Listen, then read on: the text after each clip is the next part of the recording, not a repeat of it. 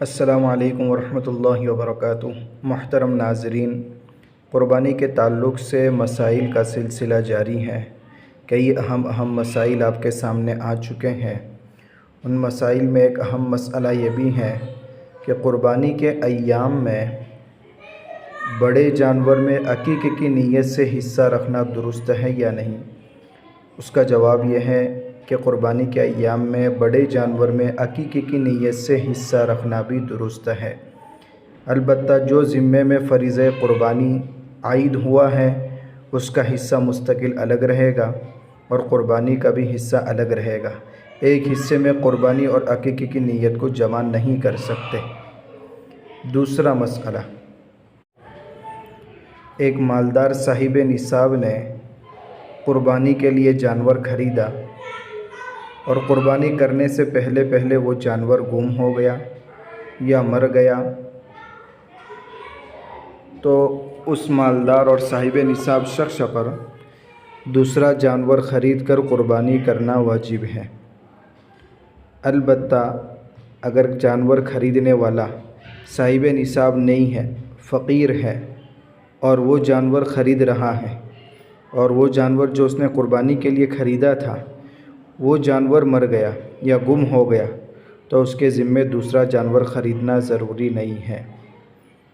لیکن اگر اس نے دوسرا جانور بھی خرید لیا تو وہ فقیر جو صاحب نصاب نہیں ہے دونوں جانور کی قربانی کرے گا۔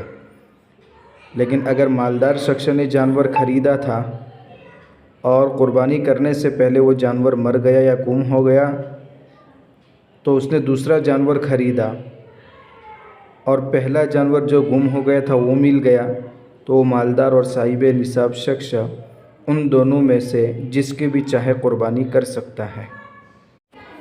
تیسرا مسئلہ، ایک شخص ایسا ہے جس نے قربانی کے لیے جانور خریدا اور قربانی کے ایام گزر چکے مگر قربانی نہیں کر سکا، تو وہ بعینہ زندہ جانور کا صدقہ کر دے۔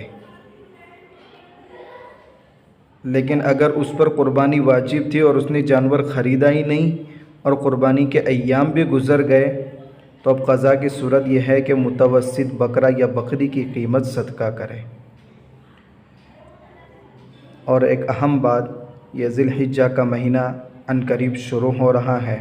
کل اگر 29 کا چاند ہو گیا تو پیر کے دن جو رات آئے گی وہ ذی الحجہ کی پہلی رات ہوگی۔ اللہ کے نبی صلی اللہ علیہ وسلم نے ذی الحجہ کے پہلے عشرے کے تعلق سے بہت اہم فضائل روایات میں ارشاد فرمائے ہیں، جس کے بنا پر خود علماء کے درمیان اختلاف ہو گیا کہ رمضان المبارک کا آخری عشرہ افضل ہے یا ذی الحجہ کا پہلا عشرہ افضل ہے۔ خود اللہ تبارک و تعالیٰ نے وَلَيَالٍ عَشْرٍ 10 راتوں کی جو قسم کھائی ہے، جن سے ذی الحجہ کی 10 راتیں مراد ہے۔ ان 10 راتوں میں عبادت کا ثواب شب قدر کی عبادت کے برابر ہے، اور ایک دن کا روزہ 1 سال کے روزوں کے برابر ہے، اور 9 ذی الحجہ کا روزہ اگر کوئی رکھتا ہے تو اس کے اگلے پچھلے 2 سالوں کے گناہ معاف ہو جاتے ہیں۔